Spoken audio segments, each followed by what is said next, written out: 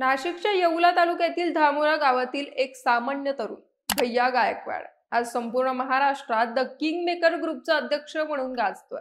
अवघ्या 8 दिवसात त्याच्या इंस्टाग्राम फॉलोअर्सची संख्या 500 वरून 40,000 वर पोहोचली असून त्याच्या हॅलो भैया गायकवाड बोलतोय किंग मेकर ग्रुपचा अध्यक्ष या रील्सनं सोशल मीडियावर धुमाकूळ घातलाय.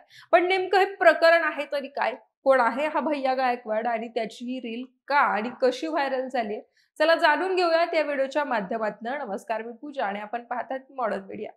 भैया गायकवाड याने लहानपणीच आपल्या आई वडिलांचं छत्र गमावलं. या कठीण परिस्थितीतही त्यानं हार मानली नाही.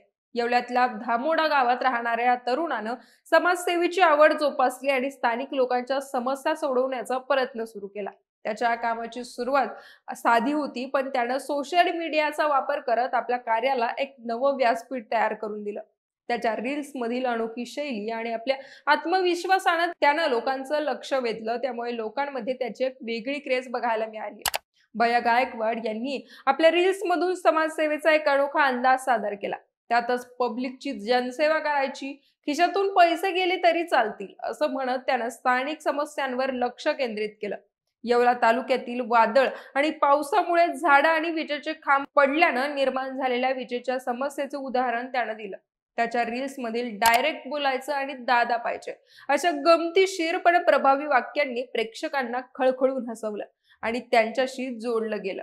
तर भैया याच्या रील्सचा व्हायरल होण्याचा प्रवास आश्चर्यकारक आहे. अवघ्या 8 दिवसांपूर्वी त्याच्याकडे फक्त 500 फॉलोअर्स होते, पण त्याच्या अनोख्या शैलीमुळे आणि समाजसेवेच्या वचनबद्धतेमुळे त्यांना प्रेक्षकांनी प्रचंड पाठिंबा दिला. त्याच्या रील्सना आज लाखो व्ह्यूज आणि हजारो कमेंट्स मिळत आहेत.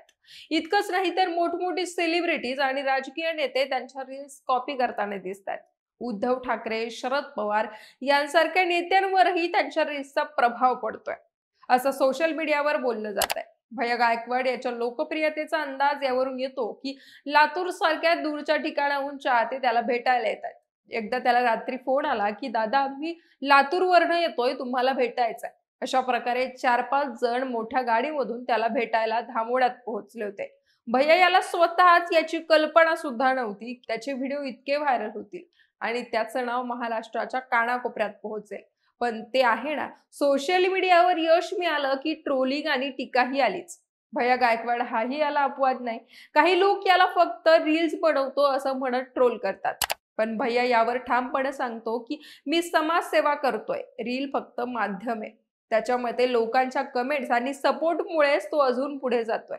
त्यानं दररोज सुमारे 3 ते 4 हजार फोन कॉल्स येतात, ज्यामुळे त्याला कॉल उचलणं सुद्धा कठीण झालंय असं तो सांगतो. यावरून भैया गायकवाड याच्या लोकप्रियतेचा अंदाज यावरून येतो. तर भैया गायकवाड याचा हा प्रवास नुकताच सुरू झालाय. त्याच्या रील्स मधील किंग मेकर ग्रुपचा अध्यक्ष ही ओळ आता महाराष्ट्रात एक ट्रेंड बनली आहे. तर हा व्हिडिओ तुम्हाला नक्की कसा वाटला कमेंट करून नक्की कळवा आणि मॉडर्न मीडियाला सबस्क्राईब करायला विसरू नका.